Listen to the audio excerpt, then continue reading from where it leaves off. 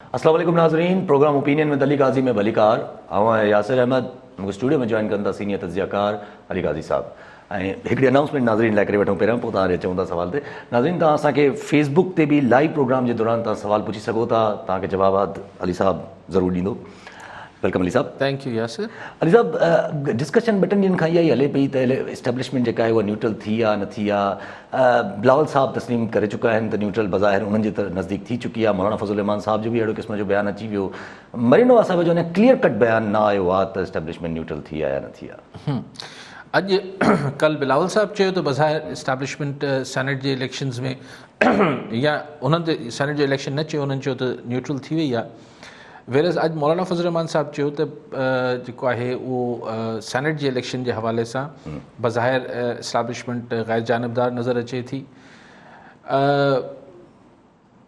मरीम नवाज़ साहब अञा बि तव्हां चवाणी त सिधो न पियूं चवनि, त क्रेडिट न पियूं थियनि, बल्कि अॼु हुननि चयो त अगरि इस्टेब्लिशमेंट इहा ख़बर इहा नाहे त इस्टेब्लिशमेंट न्यूट्रल आहे या न, न्यूट्रल थी वई आहे, ख़बर तॾहिं थींदी आहे त जॾहिं इस्टेब्लिशमेंट सियासत में मुदाख़लत कंदी आहे। यानी ॿिए लफ़्ज़नि में मोहतरमा इहो फरमाइनि पियूं त अगरि इस्टेब्लिशमेंट गैर जानबदार थी बि वई आहे त को मतिलबु को थोरो न आहे, को वॾी ॻाल्हि न आहे। आउं सम्झां थो त तमामु वॾी ॻाल्हि आहे ऐं इहा ॻाल्हि मरीम साहिबा बि सम्झनि थियूं, लेकिन हू थोरो मोहतात रहनि पियूं त अगरि अॼु हू कमेंट करे विहनि, अॼु अगरि हू कमिट करे वञनि रादर की इहो मतिलबु त भई इस्टेब्लिशमेंट गैर जानबदार थी वई आहे ऐं सुभाणे वरी कुझु थी पए, तंहिंजे करे हू पंहिंजो वरी फिरणो पए मौक़ुफ़ तां, त हू चाहिनि थियूं त हू अञा हिन खे इंतज़ारु कनि ऐं जेको बि हुननि जी मंज़िल आहे जेसि ताईं पहुचणु चाहिनि थियूं, नवाज़ शरीफ़ जी वापसी, नवाज़ लीग जी हुकूमत में वापसी या जेको कुझु बि आहे, हू हिन खे अञा जेको आहे उहो अञा मोहतात रहनि पियूं इहा ॻाल्हि तस्लीम करण लाइ त इस्टेब्लिशमेंट गैर जानबदार थी आहे।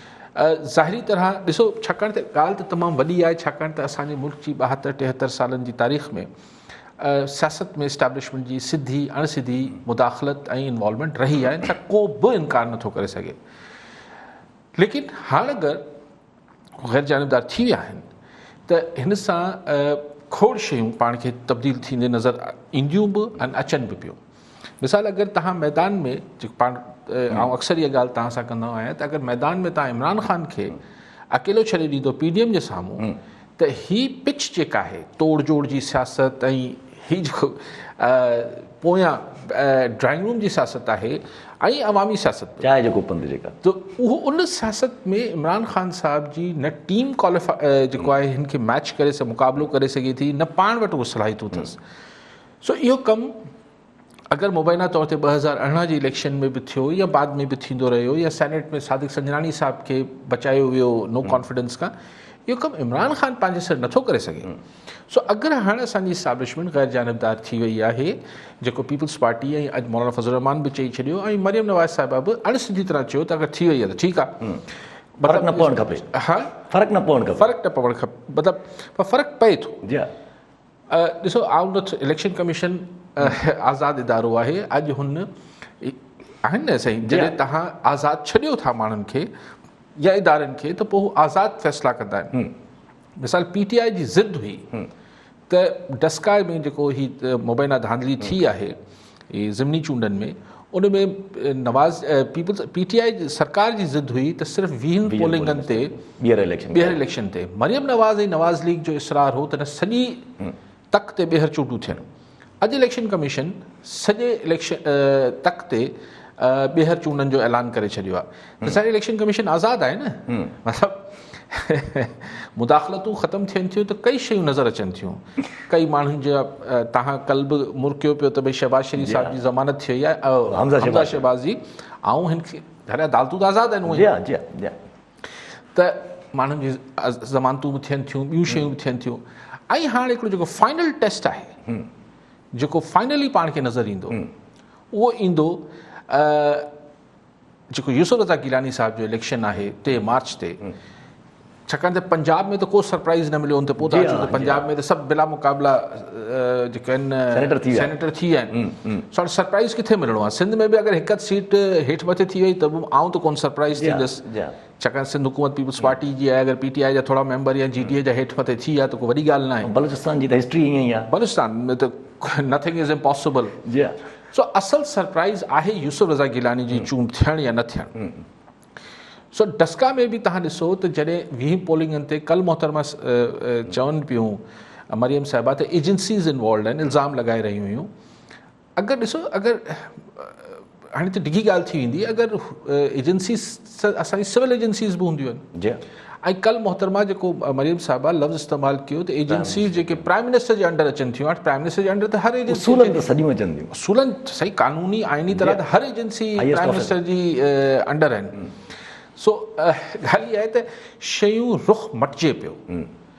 ऐं हीउ जेको मार्च जो महीनो आहे ऐं सेनेट जो इलेक्शन, ऐं जीअं हीउ हिकिड़ो माहौल जुड़े पियो ऐं जंहिंजे हक़ में गैर ऑफ द रिकॉर्ड बि जेके इंफॉर्मेशन या ॻाल्हियूं मूं ताईं पहुचनि थियूं त सही फ़िलहालु इस्टेब्लिशमेंट शायदि थोरो पासीरी थिए पई मामलात खां।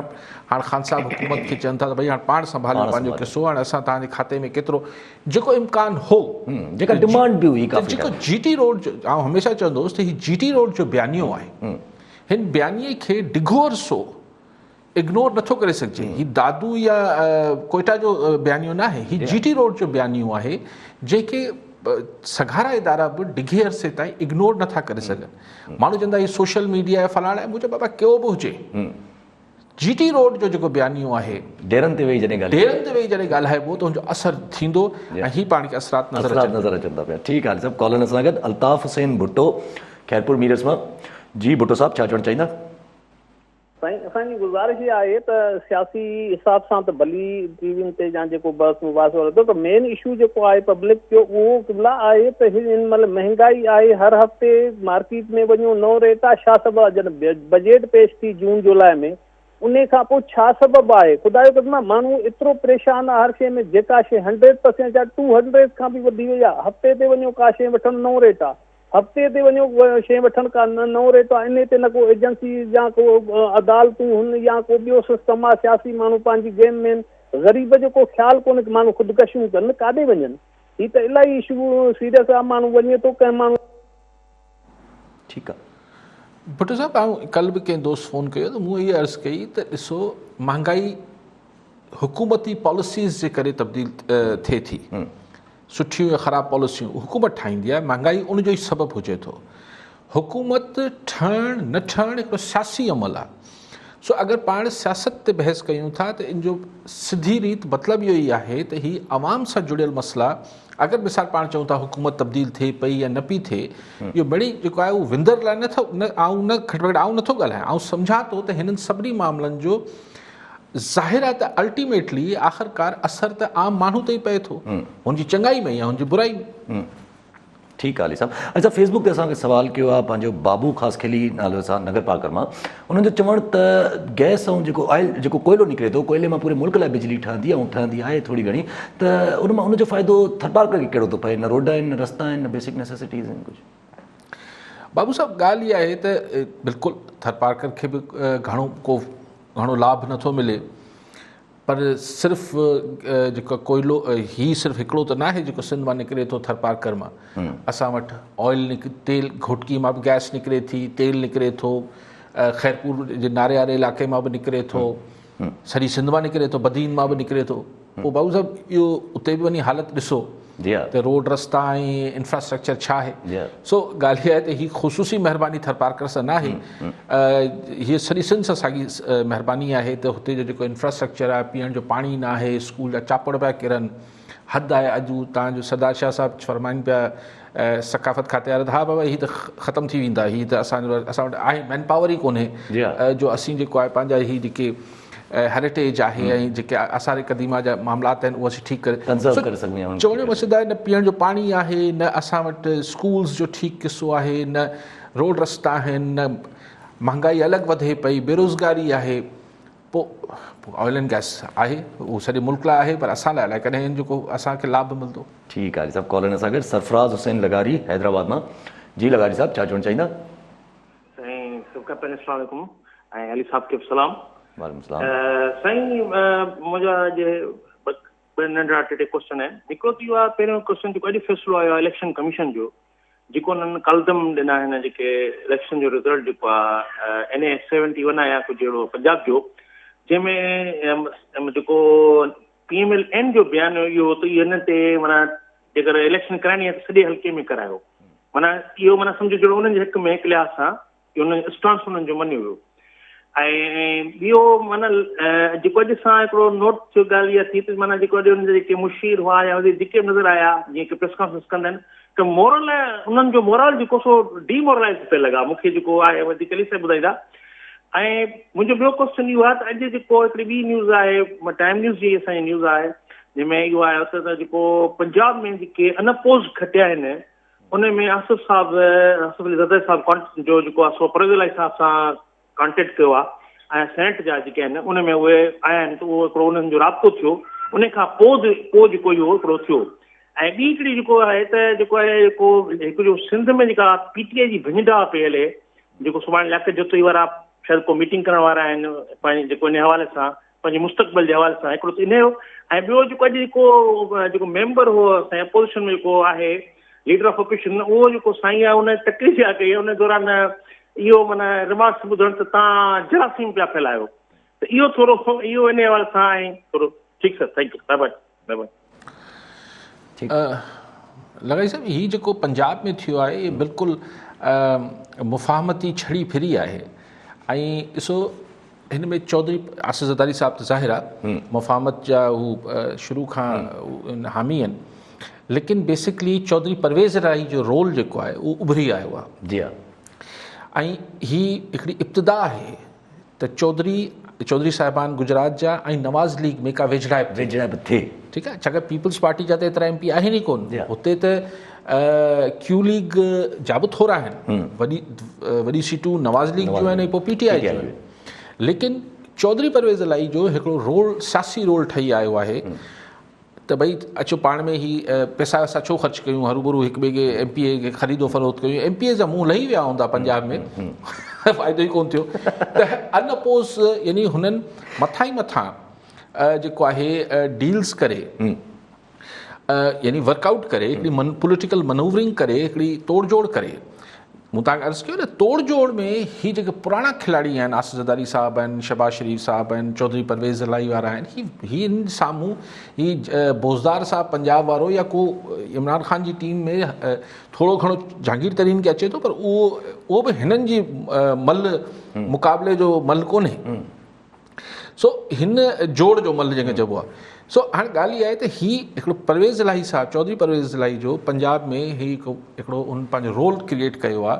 ऐं ज़ाहिर किथे पोइ ॻाल्हियूं थी हूंदियूं न, ज़रदारी साहिबु ठीकु आहे विच में नवाज़ लीग सां बि ॻाल्हाईंदो हूंदो, पोइ चौधरीनि साहिबु, लेकिन किथे त चौधरी साहिबान डायरेक्ट नवाज़ लीग जे वेझो विया हूंदा न, ऐं ज़ाहिर हुनखे क़यादत जो अप्रूवल हूंदो, मरियम नवाज़ साहिबु बि एग्री कयो हूंदो ऐं नवाज़ शरीफ़ साहिबु बि एग्री कयो हूंदो। सो ही हिकिड़ो पंजाब जी सियासत ते बि हिकिड़ो नओं रुख खुले पियो। ऐं हिन मां बि फील थिए पियो त गुजरात जे चौधरीनि खे इजाज़त मिली आहे मथां त भले तव्हां पंहिंजो सियासी तरह करे वठो, असां ज़रूरी न आहे त तव्हां। सो इहो ही सभु हिकिड़ा इशारा आहिनि, इंडिकेटर्स आहिनि। अच्छा, हिते हिकिड़ो नंढो अगरि तव्हांखे त इहे जेकी जीअं इशारनि जी ॻाल्हि कई, इंडिकेटर जी ॻाल्हि, पंजाब में जेकी मफ़ाहमती सियासत जी ॻाल्हि अचे थी पई, माना हिकिड़े क़िस्म जी ज़ाहिर थिए थी हिकिड़ी सियासत, हमज़ा शहबाज़ जी बि इन सां ई कड़ी मिलाए सघिजे थी। ॾिसो हमज़ा शहबाज़ साहिब खे अदालत मां ज़मानत मिली आहे, आहिनि त मुफ़ाहमती। सो ॻाल्हि इहा आहे, हाणे तव्हां हुनखे कीअं था जोड़े, हिकिड़ी कानून जे मुताबिक़ अदालतनि मां ज़मानतूं मिलंदियूं आहिनि साईं। सो हुनखे तव्हां सां किथे जोड़े सघो था। लेकिन बहरहाल हमज़ा शहबाज़ जो ॿाहिरि अचणु ऐं हुनजो मतिलबु हाणे ज़ाहिर हू हिन ॻाल्हि में बिलीव करे थो। मुंहिंजे ख़्याल हू हिन ॻाल्हि ते मरियम साहिबा खे आख़िर त राज़ी थियणो पवंदो त चौधरीनि खे वापसि जॾहिं अॼु बि किथे बिलावल साहिब या मरियम साहिबा ॻाल्हि कई न त इतिहादियुनि खे ज़ोरी ॻंढे करे विहारियो वञे। बिलावल साहिब त हाणे ज़ोरी केरु विहारे सघे थो? ज़ाहिर पाण सभु सम्झूं था त इतिहादियुनि खे इमरान ख़ान सां ज़ोरी केरु थो विहारे सघे? ज़ाहिर असांजा जेके सघारा हल्का आहिनि, सो जॾहिं सघारा हल्का अगरि गैर जानिबदार थी विया त चौधरी साहिबान देरी न कंदा छॾण में इमरान ख़ान खे। लेकिन इन शर्त ते त नवाज़ लीग में हुननि खे हुननि जे मान मर्तबे मूजिबि जेको चौधरी साहिबान पंहिंजो सम्झनि था उन्हनि खे उहा हैसियत मिले। हू चाहींदा त उन्हनि खे नवाज़ लीग वारा खुलियल दिलि सां क़बूलीन ऐं वापसि हिकिड़ी अहम पोज़ीशन्स ते आणी। सो उहो मुंहिंजो ख़्यालु आहे त लेकिन हाणे चौधरी परवेज़ इलाही इहा ख़ुशफ़हमी में न रहे त नवाज़ लीग हुनखे दिल्लीअ को चीफ मिनिस्टर लाइ क़बूले वठंदी, जी हा, जेको परवेज़ इलाही साहब उहो थोरो थियो आहे। लेकिन बहरहाल अगरि हिन तोड़ जोड़ में कुझु वेझड़ाइप ज़रूरु थींदी ऐं ज़ाहिर चौधरी साहिबान बि हाणे बुज़ुर्ग थी विया आहिनि, उन्हनि खे बि पंहिंजी ईंदड़ औलादनि लाइ इलेक्शन लाइ हू बि चाहींदा त भले नवाज़ लीग में हूंदा त 16 इलेक्शन खटे वेंदा। जी हा, ठीकु आहे। सभु कॉलर सां गॾु आबिद हुसैन सोलंकी टड्डो मोहम्मद खान मां। जी सोलंकी साहब, छा चवणु चाहींदा? हा सर, अस्सलाम वालेकुम। वालेकुम सलाम।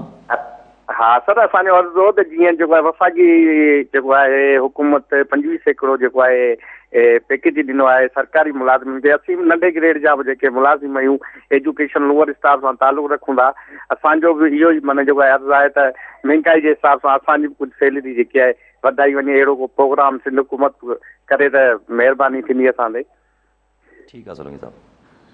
जी सोलंकी साहब, हुकूमत कंदी त महिरबानी थींदी। ठीकु आहे साहब। साहब असां वटि फेसबुक ते सवाल आहे, जवाहर लिगारी साहब सवाल कयो आहे त जॾहिं बि के साईं शहर जो नालो न आहे लिखियो, पर साईं जो चवणु त जॾहिं बि के पॉलिटिकल डिस्प्यूट्स थींदा आहिनि, पार्टियूं जॾहिं पाण में विढ़ंदियूं आहिनि त मलबो अची पुलिस जे मथां किरंदो आहे। जीअं हाणे बि आई जी साहब खे हटाइण जूं ॻाल्हियूं थियनि सिंध में जेके ॻाल्हि थिए सही। ॾिसो आई जी साहब खे इन करे मलबो किरंदो आहे जो आई जी साहिबान जेके हुजनि था उन या पुलिस खे असांजी सियासी कल्चर में ज़ाती मुलाज़िम सम्झो वञे थो।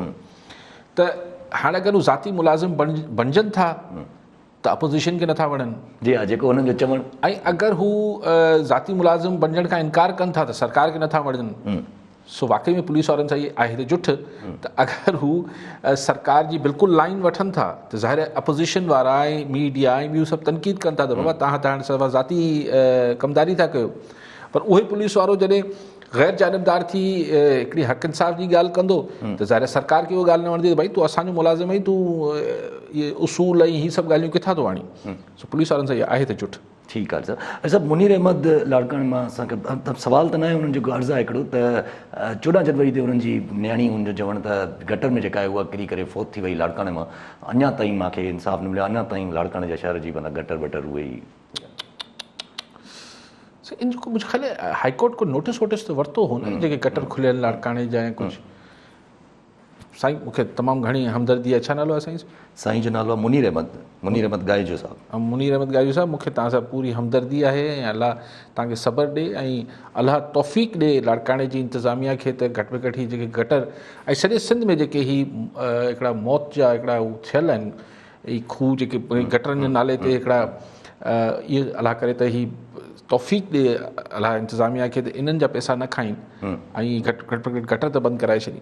ठीकु आहे साहब। साहब एम साकी महर फेसबुक ते सवाल कयो आहे घोटकी मां, पंहिंजो खानपुर महर घोटकी मां ई।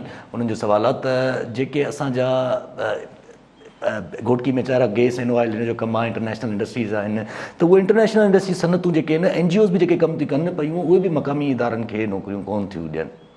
सही, बिल्कुलु ॾियणु खपनि, बिल्कुलु ॾियणु खपनि। ठीकु आहे पाण जेको अचूं पिया हुन ते ॻाल्हि। मुंहिंजो हिकिड़ो नंढो इन ते सवाल अगरि तव्हांखे रखी छॾियूं त तव्हां जीअं ॻाल्हि कई त मरियम नवाज़ साहिबा अञा ताईं थोरी चइजे त स्केप्टिक आहिनि या माना चइबे त माना थोरो नथियूं क्लियर चवनि त जेको आहे एस्टेब्लिशमेंट बिल्कुलु साइड ते थी वियो आहे। इन जी वजह शायदि इहा बि थी सघे थी हमज़ा शहबाज़ साहिब जेके ॿाहिरि आया आहिनि त ज़ाहिर आहे हुननि जी पॉलिसी त इहा ई आहे मफ़ाहमत जी। अगरि इहा एक्सेप्ट करे थी छॾनि मरियम नवाज़ साहिबा त मरियम नवाज़ साहिब खे पाण खे बि सियासी थोरी करणु मुश्किल थींदी। ॾिसो ॻाल्हि इहा आहे त हिकिड़ो बयानियो आहे जेको मरियम नवाज़ खे हिन मुख़्तसर अरसे में नवाज़ शरीफ़ जो वारिस बि ठाहियो आहे, सियासी वारिस बि ठाहियो आहे ऐं हुनखे हिकिड़ी पॉपुलैरिटी मिली आहे। हिकिड़ो बयानियो हुनजो हो जेको इस्टेब्लिशमेंट जे ख़िलाफ़ हो ऐं हिकिड़ी मज़ाहिमती किरदार तौरु हू पंजाब में उभरी आहे।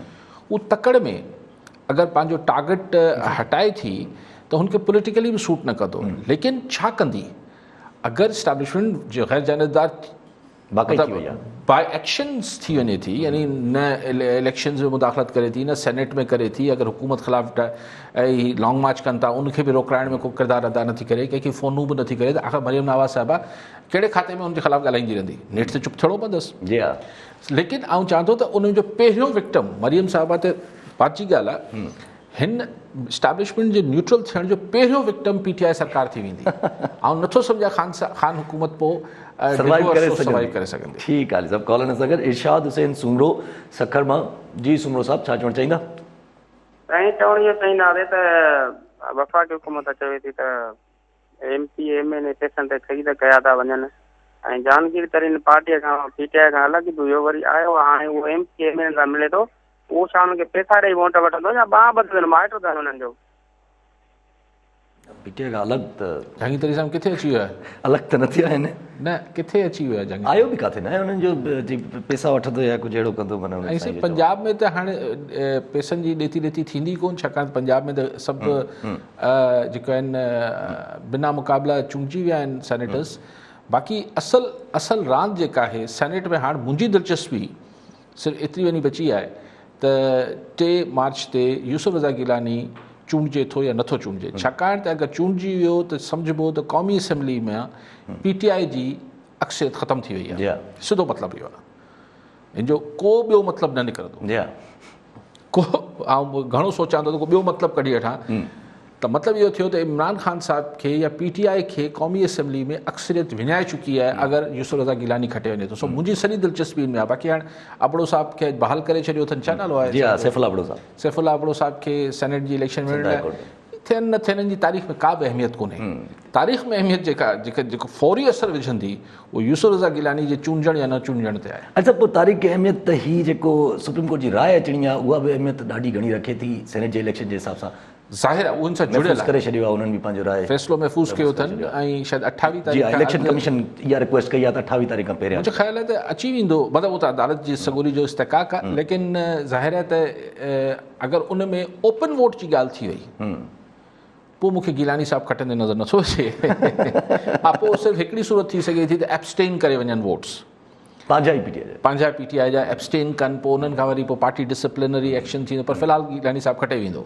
लेकिन इहो आहे त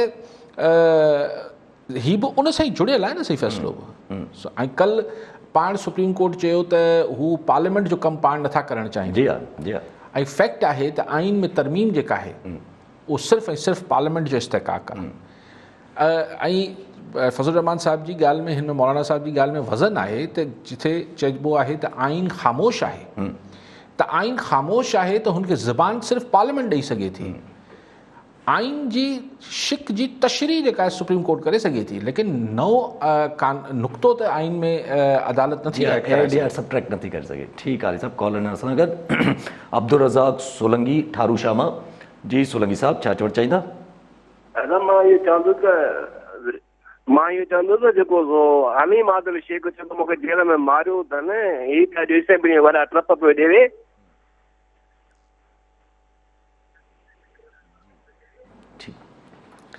ठीकु आहे सोलंगी साहिब, हाणे धक लॻा हूंदा त अहिड़ा त कोन लॻा हूंदा, कापारी धक त न हूंदा न अला पनाह ॾे अगरि हू चवनि था। पर अॼु बि ॾिठो त माशा जेको जंहिं बाह में पटी ॿधल हुई शेख साहिब खे, उन सां ई थोरो पोइ थींदो आहे माण्हू जज़्बात में सूर जी परवाह न कंदो आहे, उन बाह सां तमामु घणो साईं ॻाल्हाइनि पिया। उन पासे खां अलाए छा पियो थिए सिंध असेंबली जो मतिलबु हिकिड़ी को मयार हूंदो आहे, का ॻाल्हि हूंदी आहे। जी हा, उहा ई हालत आहिनि, उहा ई ॻाल्हि आहे। अॼु साहिबु असां वटि सुवालु आहे न्याज़ सुमरो साहिब जो मियां जो ॻोठ मां, त हमज़ा शहबाज़ शरीफ़ खे जेकर अगरि जेका रिहाई मिली आहे, छा इनखे असां ईअं चई सघूं था त नून लीग जा किथे राब्ता खुली विया आहिनि, बहाल थी विया आहिनि? साईं छा नालो आहे? न्याज़ सुमरो साहिब। न्याज़ सुमरो साहिब, अलाह खे मञो अदालत मां ज़मानत थी आहे, तव्हां हिनखे किथे डीलन साइन सां जोड़ियो था? माना तव्हां हाणे मूंखां छा था चाहियो? इहे त ज़रदारी साहिब खे बि ज़मानतूं मिलियूं आहिनि। जी हा, जी हा, शेख रशीद साहिब त क्लियर। शेख रशीद साहिब चए थो, केरु बि चए थो, पाण त न चवंदासीं न भाई अदालतूं ज़मानत ॾियनि थियूं, इनखे तव्हां किथे ॻंढियो था? ठीकु आहे साहिबु, कॉलर सां गॾु इकराम ख़ासकेली मातली मां। जी ख़ासकेली साहिबु छा चवणु चाहींदा? अस्सलाम वालेकुम कारी साहब। वालेकुम सलाम।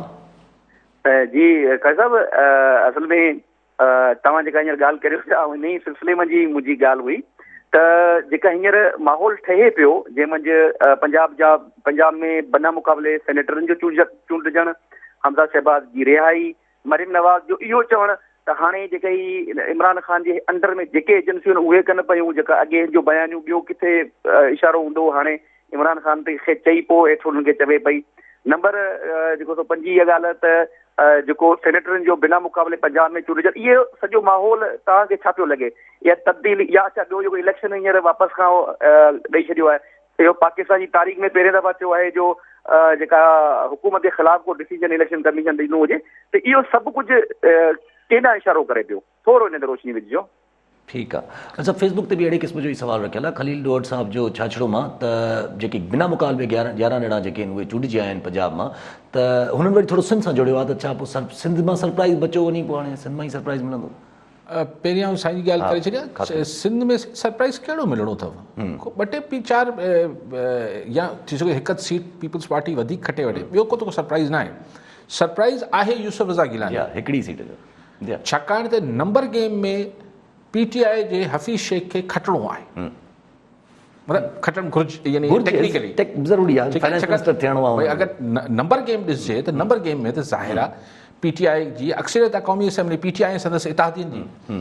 सो अगरि उन्ही क़ौमी असेंबली मां यूसुफ रज़ा गिलानी साहिबु सेनेटर चूंडिजी वञे थो, साॻिया ई मेंबर आहिनि, साॻिया ई इत्तेहादी आहिनि, त मतिलबु इहो थियो सरप्राइज़ इहो आहे। जी हा, जेको ख़ासि अली साहिबु ॻाल्हि कई त सॼो जेको साईं नक्शो ॿधो ऐं हिन सां छा छा पियो ॾिसां, साईं उहो ई ॾिसां पियो जेको मूं पहिरीं बि अर्ज़ु कयो त हिन मां महसूसु ईअं ई थिए थो त असांजा जेके इस्टेब्लिशमेंट आहे उहो इमरान ख़ान साहिब जी उहे पुठिभराई करणु या हुनखे सपोर्ट करणु या हाणे हू थोरो पासीरो थिए पई। ऐं हुनजा हिकिड़े जेको बेसिक रीज़न जेको मां साल ॾेढ खां गुज़ारिश कयां पियो त हीउ जेको बयानियो GT रोड ते हले पियो, इहो ज़ाहिर आहे इहो हवा में न हलियो वेंदो, हिन जो असरु पवंदो। इहो ख़ुदि इदारे लाइ बि हिकिड़े पब्लिक ओपिनियन जो हिकिड़ो हुजे थो, ऐं उहो बि अगरि पब्लिक ओपिनियन GT रोड जो पब्लिक ओपिनियन हुजे त हुन सां असरु ज़रूरु पए थो। सो अगरि इस्टेब्लिशमेंट ग़ैर जानबदार थिए थी त पोइ पाण खे मुख़्तलिफ़ शयूं जा अमली मुज़ाहिरा बि नज़र अचनि था न नोटिफिकेशन जे ज़रिए हू इन्वॉल्व थिए थी, न नोटिफिकेशन जारी करे हू पंहिंजी इन्वॉल्वमेंट बंदि कनि था। ही ज़ाहिर action speaks louder than words, जेके अमल हुजनि था उहो लफ़्ज़नि खां वधीक ॻाल्हाईंदा आहिनि। सो DG ISPR त अॻु में ई चई चुको आहे त फ़ौज 2 चकर चई चुको आहे त असांखे न गेलियो वञे सियासत में, पर उहो त सिर्फ़ु लफ़्ज़ हुआ। हाणे पाण खे कुझु अमल बि अहिड़ा नज़र अचनि पिया जंहिंमां महसूसु थिए थो त उहो वाक़ई में हाणे PTI खे चवनि था तव्हांखे 2.5 साल असां कयो, हाणे पाण वॾा थी आहियो, पंहिंजे पेरनि ते बीहो पाण। सो उन में 3 मार्च ते अगरि गिलानी साहिब जो सरप्राइज़ मिली वञे थो त PDM वटि पोइ 2 ऑप्शन खुली वेंदा, यानी नो कॉन्फिडेंस वारो जेको ऑप्शन आहे उन ते बि हू संजीदगी सां गौर करणु शुरू कंदा। परवेज़ इलाही साहिब जो ही जेको नवाज़ लीग ऐं पीपल्स पार्टी ऐं चलो PTI बि आहे, हुन सां गॾिजी सॼी ही जेको मुफ़ाहमती पैकेज पंजाब में आयो आहे त बिना मुक़ाबला चूंडिजी वञो, त इन मां इहो महसूसु थिए थो त चौधरी साहिबान बि लुॾणु शुरू थिया आहिनि, राब्ता बहाल थिया आहिनि नवाज़ लीग सां, सिधी न अणसिधी तरह ई भला राब्ता बहाल थिया हूंदा, आउं सम्झां थो सिधी तरह बि थिया हूंदा। सो इन सॼी मंज़रकशी में पोइ 26 मार्च ते लॉन्ग मार्च जो ऐलान थियल आहे। सो मूंखे ईअं ई लॻे थो ख़ासि अली साहिबु त शयूं जेको आहिनि इस्लामाबाद जी डिफ्यूजन जी तरफ़, इस्लामाबाद में हवा जो रुख मटिजी चुको आहे, ऐं हाणे केतिरो जल्दी का इक़्तिदारी तब्दीली केतिरो जल्दी ईंदी ऐं नथो चई सघां हिन में, छाकाणि त पोइ ख़ुदि अपोज़िशन में बि इख़्तिलाफ़ आहिनि त छा नयूं चूंडूं थियनि या इन ई असेंबली में मामला थियनि। ॾिसो हाणे इन खां पोइ फरमाइशी प्रोग्राम ॿिया बि शुरू थियणा आहिनि। जी हा, जीअं त पहिरियों बि चवंदा हुआ त इहे फरमाइशी प्रोग्राम शुरू थींदा। ठीकु आहे सभु कॉलनि सां गॾु ज़वार इब्राहिम खोर सजावल मां। जी खोर साहब छा चवणु चाहींदा?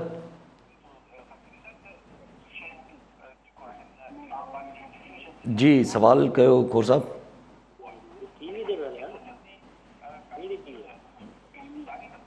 आवाज़ शायदि आवाज़ नथो अचे साईं जो असां वटि, कॉल ड्रॉप थी।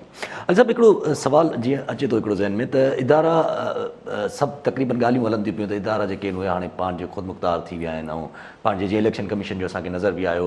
पर इन सां कनेक्ट में ॿी ॻाल्हि आहे हिकिड़ी, उहा पहिरियां हीअ रखी वेठूं तव्हांखे पोइ हुन ते अचूं था त पोइ इदारनि माना जॾहिं अलॻि थी विया आहिनि, एस्टेब्लिशमेंट अणधुरी थी वई आहे, साइड ते थी वई आहे, त पोइ नैब जेको आहे उहो इंडिपेंडेंट थी वियो आहे या चवणु त न खपे पर पोइ माना हथ हटिजी वियो आहे? न, नैब त ॾिसो न, ख़ुदि नैब जो चेयरमैन मुंहिंजे ख़्याल में इन ई साल में किथे रिटायर थियणो आहे। जी हा, नैब में बि नैब खे त शायदि ही जॾहिं PDM खे पोज़ीशन में अची वेंदी त PDM हिन खे न्यूट्रलाइज़ करे छॾींदी। उही ॻाल्हि नैब माना यतीम हिन वक़्तु मतिलबु हा नैब खे जो त हीउ सॼो शिकल शबी चेंज थी वेंदी, छाकाणि त ॾिसो न जहिड़ो मतो किथां ख़ुदि नवाज़ लीग ऐं पीपल्स पार्टी वारा बि शायदि किथे अंदरां साल ॾेढ पहिरीं इहो चाहींदा हूंदा त भले इहो इमरान ख़ान साहिबु हीउ जेको महांगाई ऐं हीउ सॼो जेको तूफ़ान आहे जेको हींअर मुल्क हलाइणु ॾुखियो आहे, भले ही हुकूमत में हुजे जेका बि तनक़ीद आहे उहो बर्दाश्त करे, जी हा, पर हीउ जेको ख़ान हुकूमत में पोइ हाणे जंहिंजे बि चवण ते हीउ जेको नैब जो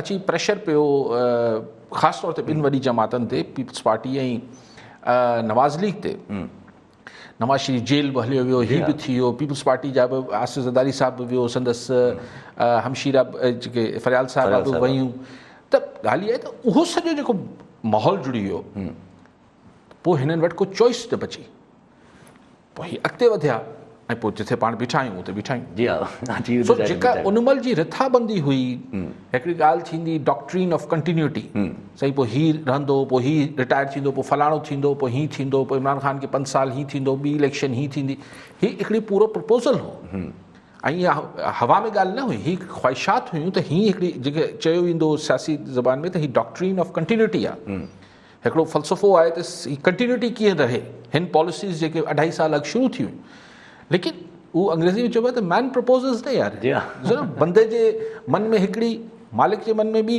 त पोइ जेको हुननि जी ख़्वाहिशात भले छा बि हुयूं, पर हीउ जेको हिननि थोरी तवका कई हूंदी त नवाज़ शरीफ़ या मरियम नवाज़ अहिड़ी ॿोली सां GT रोड ते लही ईंदा, खोड़ शयूं हिननि तवका न कई हूंदी जिन्हनि बि हीअ पॉलिसीज़ ठाहियूं पे। अॼु पाण खे शयूं आस्ते आस्ते हिकिड़ी अक़लमंदी बि इहा हुजे थी त हिकिड़ी शइ पॉलिसी न पई हले त माण्हू पोइ पोइ हटे थो, वरी अॻिते वधे थो। ठीकु आहे सभु कॉलर सां गॾु अली अकबर नोड़ी छाछड़ो मां, जी नोड़ी साहब छा चवणु चाहींदा? अस्सलाम वालेकुम। वालेकुम सलाम।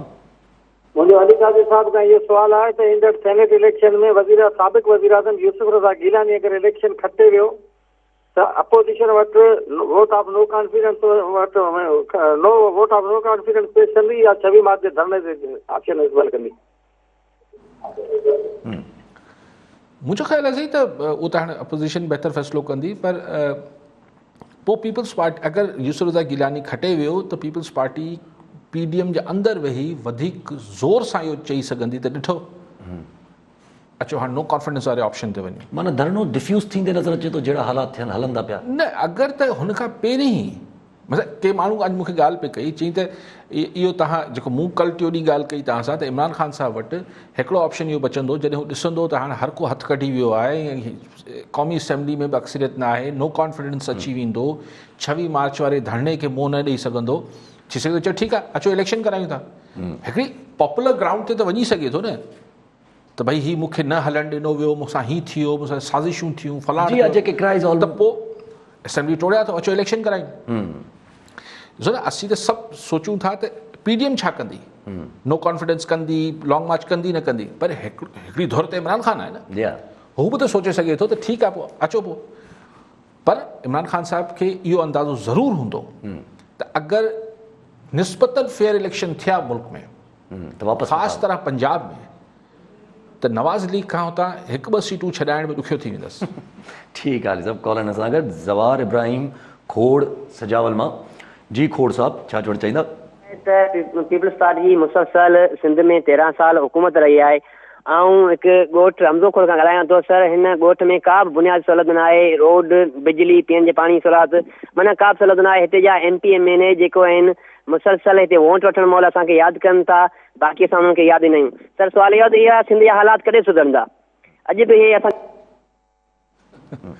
ठीकु आहे ज़वार हिकिड़े ई जुमिले में तव्हांजे सुवाल जो जवाबु आहे त जॾहिं तव्हांखे वोट ॾियण महिल पंहिंजा रोड रस्ता यादि हूंदा तॾहिं हालात सुधरी वेंदा, जॾहिं वोट ॾियण महिल तव्हांखे बि विसरी वञे थो, तव्हां बि बसि पोइ ओॾी महिल त साईं क़िबला लंघी आयो आहे, अचो साईं रिली विछायो, पोइ साईं घर जा नवां थांव कढो, साईं खे चांहि पियारियो, पोइ साईं खे पोइ ओॾी महिल तव्हांखे रोड रस्ता यादि नथा अचनि, बाद में हुननि खे तव्हां नथा यादि रहो।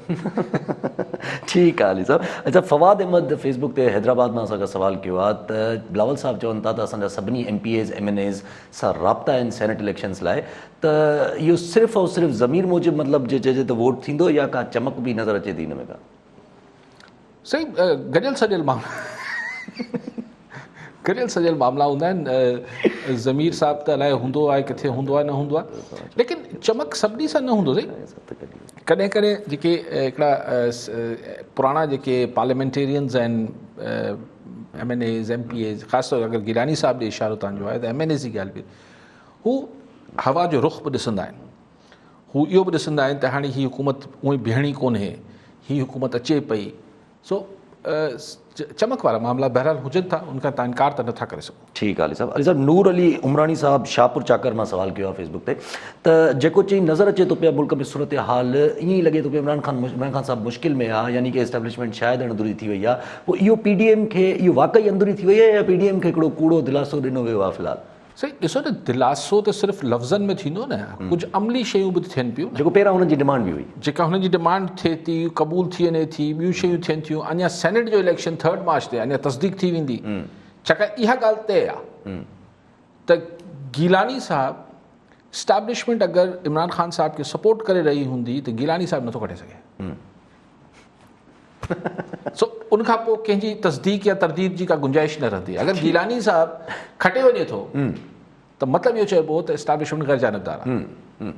ऐं इहो नथो चवां त हीअं ज़रूरी आहे त जानबदार पाण केरु आहियूं, पाण कहिड़ी ख़बर त जानबदार आहे या गैर जानबदार, लेकिन जेके छाकाणि त पोइ तोड़ जोड़ अगरि मैदान में अकेलो छॾियो वियो PDM ऐं इमरान ख़ान खे, त पोइ PDM वारनि खां ही तोड़ जोड़ में ख़ान साहब कोन खटे सघंदो। जी PTI हूअं बि PDM पुराणी पार्टी हुननि में गॾु, त PTI त हिकिड़ी नई पार्टी आहे बनिस्बत हुननि जे साम्हूं। अली साहिब तव्हां जे ॻाल्हि कई त इमरान ख़ान साहब ॿी धुरनि, चाहे थी सघे थो त इमरान ख़ान साहब जेका आहे उहा फ्रेश इलेक्शन्स लाइ ॻाल्हि करे छॾीनि, पर फ्रेश इलेक्शन त चलो ॿी ॻाल्हि, हिकिड़ी अलॻि ॻाल्हि आहे। इमरान ख़ान साहब अॼु त कैबिनेट में फ़ैसिलो इहो करे छॾियो त हीउ जेको डस्का जो फ़ैसिलो आयो आहे हिनखे असां चैलेंज कंदासीं। ज़ाहिर छाकाणि डस्का में चैलेंज ई करणु खपे, छाकाणि टाइम बाय कंदा, लेकिन ॾिसूं अदालत केतिरो अरसो हिन इलेक्शन कमीशन जे फ़ैसिले खे ॾिसूं ओवररूल करे थी, छा थी करे, त अदालत जी मर्ज़ी आहे।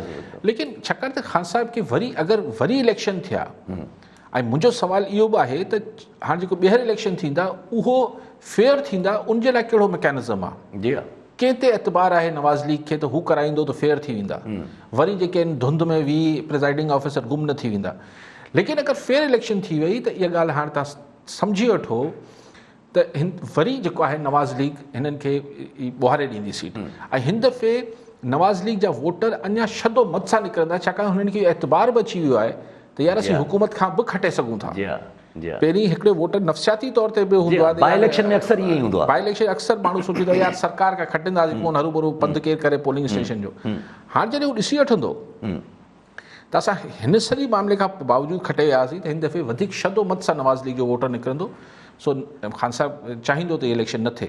अली साहब हिकिड़ो जीअं बार बार हमज़ा शहबाज़ शरीफ़ जी ॻाल्हि अचे थी, हमज़ा शहबाज़ जी, त ठीकु आहे उहो नैब ते हुन कोर्ट मां बेल मिली आहे, पर माना हिकिड़ो सुवालु आहे त पॉलिटिकली पंजाब जी सियासत ते छा असरु पवंदो त सही? पंजाब जी सियासत ते बि असरु पवंदो, ऐं ख़ुदि मरियम नवाज़ साहिबा ऐं मूं कल्ह बि डिस्कस कयोसीं त शरीकनि में इख़्तिलाफ़ बि ईंदा मुख़्तलिफ़ मामलनि ते, मुफ़ाहमत जे मामले ते, इस्टेब्लिशमेंट ॾे रवैये जे हवाले सां, क्यू लीग ॾे रवैये जे हवाले सां, मुख़्तलिफ़ हवालनि सां। मूंखे हाणे पक न आहे, पर मूंखे ईअं यादि पए थो त मुशर्रफ वारे ज़माने में जॾहिं सॼी फैमिली हली वई त पोयां शायदि हमज़ा शहबाज़ हो, ऐं हमज़ा शहबाज़ अगरि आउं ग़लति न आहे, माफ़ु कजो अगरि ग़लति हुजां, पर ॿिन्ही मां हिकिड़ो भाउ हो, हमज़ा हो या हमज़ा शहबाज़, ठीकु आहे, पोयां हमज़ा शहबाज़ खे छॾे विया, हीअ सभु फैमिली हली वई, नवाज़ शरीफ़, संदसि मियाँ शरीफ़। त हमज़ा शहबाज़ खे चौधरी साहिबान हुकूमत में हुआ, परवेज़ इलाही चीफ मिनिस्टर हो, शुजात साहब फेडरल में हो, संदसि हुकूमत हुई, ॾाढो ख़्यालु रखंदा ज़ाती हैसियत में शहबाज़ शरीफ़ साहिब जे पुट खे। त हमज़ा शहबाज़ हिकिड़ी ज़ाती लॻापे में त चौधरीनि लाइ को बि नेगेटिव न सोचींदो हूंदो न, छाकाणि त ज़ाती तरह त हुनजो ख़्यालु रखियो हो हिननि। जॾहिं की मुशर्रफ साहब जी हुकूमत हुई ऐं मुशर्रफ साहब जा इत्तेहादी हुआ चौधरी साहिबान, ऐं मुशर्रफ साहब शदीद नवाज़ शरीफ़ जे ख़िलाफ़ हो, पर इन सॼी ॻाल्हि जे बावजूदि हमज़ा शहबाज़ जो चौधरी साहिबान ख़्यालु रखंदा। सो हाणे हमज़ा शहबाज़ जॾहिं ॿाहिरि ईंदो त उहो चवंदो भई अहिड़ी कहिड़ी दुश्मनी आहे चौधरी साहिबान सां। जी हा, ॻाल्हाए त सो उन में पोइ जेके सौट आहिनि पाण में, फरियाल मरियम साहिबा ऐं हमज़ा शहबाज़, हिन में इख़्तिलाफ़ थींदा, मुख़्तलिफ़ नुक़्तनि ते थींदा। ॾिसणो इहो आहे त केतिरे अरसो इख़्तिलाफ़ न ॿेरे हली सघनि पाण। जी हा, कंहिंजो नैरेटिव जेको आहे उहो स्ट्रॉन्ग थिए थो। नैरेटिव त मरियम जो थींदो। ॾिसो लीडर पॉपुलर वोट जेको आहे नवाज़ शरीफ़ जो आहे, नवाज़ शहबाज़ शरीफ़ जो न आहे। पॉपुलर वोट नवाज़ शरीफ खां पोइ अगरि कंहिंजो आहे त मरियम जो आहे, हमज़ा शहबाज़ जो न आहे। ठीकु आहे अली साहब। अली साहब असां वटि हारी बख़्श ओडो शिकारपुर मां सवाल कयो आहे फेसबुक ते त हरी मादरी शेख जो जेको जेल वञण खां पोइ जेका सूरत हाल जेका थी आहे वफ़ाक़ ऐं हुकूमत जे विच में जेके मसइला पैदा थियनि था पिया, जेको IG वारो मसइलो आहे, इहे ॻाल्हियूं हलनि थियूं पियूं, त छा इन जो काॾे नैब जी जेका आहे उहा सरगर्मियूं वधी सिंध में CM साहब खे टारगेट या कुझु अहिड़ो कुझु त न कयो वेंदो? ॾिसो फ़िलहाल त फेडरल हुकूमत पंहिंजे खफ़नि में पूरी आहे। हीअ सेनेट जा इलेक्शन आहिनि, पोइ सेनेट जे इलेक्शन खां पोइ जेको लॉन्ग मार्च आहे, नैब पंहिंजो कमु करे पई। पीपल्स पार्टी जे कुझु मुख़्तलिफ़ माण्हुनि ते सिंध जी ब्यूरोक्रेसी ते हथ विधा वेठा आहिनि। एतिरी फ़िलहाल त आउं न पियो सम्झां त को घणो कुझु करे सघंदा। ठीकु आहे सर। अच्छा आख़िरी अगरि सवाल तव्हां सां, हमज़ा शहबाज़ शरीफ़ ॿाहिरि अची विया, इन्हनि जी सभ खां वधीक डिमांड इहा ई हूंदी त शहबाज़ शरीफ़ साहब जेके उहे कहिड़े बि तरीक़े सां जेल मां ॿाहिरि अचनि, त अगरि शहबाज़ शरीफ़ साहब ॿाहिरि अची वेंदा पोइ बि नैरेटिव मरियम नवाज़ साहिब जो बरक़रार रहंदो? PMLN में करे न सघंदी न मरियम साहिबा। हिन नैरेटिव की ख़्वाहिश हूंदी त हू ईअं हिकिड़ी मज़ामती किरदार तौरु ई रहे साम्हूं। पोइ इनखे चयो जीअं हाणे थोरो त चेंज कयो आहे न, मरियम नवाज़ साहिबा इस्टेब्लिशमेंट जो नालो खणणु बंदि कयो आहे, एजेंसियूं चई ऐं उहो बि चई जेके इमरान ख़ान जे अंडर कमु कनि थियूं, थोरो थोरो त झकी थिए पई मरियम। पर मरियम साहिबा 100 सैकड़ो यूटर्न वठी हिकिड़ी मुलायम लीडरशिप वारो न कंदी, मुंहिंजो ख़्यालु आहे। पोइ इहो सॼी बाहियूं पोइ इमरान ख़ान ते कढंदी, जेको हुन शुरू बि कयो आहे। पर हिनखे देर सवेर अगरि इस्टेब्लिशमेंट जीअं हीअं बाय एक्शन्स पाण खे नज़र अचे पियो त पॉलिटिक्स में मतिलबु न्यूट्रल थिए पई, त देर सवेर मरियम साहिबा खे उन्हनि जो नालो छॾिणो पवंदो। जी हा, छॾिणो पवंदो। मरियम साहिबा खे बि न्यूट्रल थियणो पवंदो। छॾिणो पवंदो इन द सेंस कि पोइ ख़ुदि फैमिली मां ऐं पार्टी मां ई प्रेशर ईंदो त बसि न भला छा। जी हा, जी हा, ठीकु आहे अली साहब, वॾी महिरबानी अली साहब। नाज़रीन, अॼु जे प्रोग्राम जो वक़्तु पूरो थियो, वरी मिलंदासीं ईंदड़ प्रोग्राम में। दुआनि में।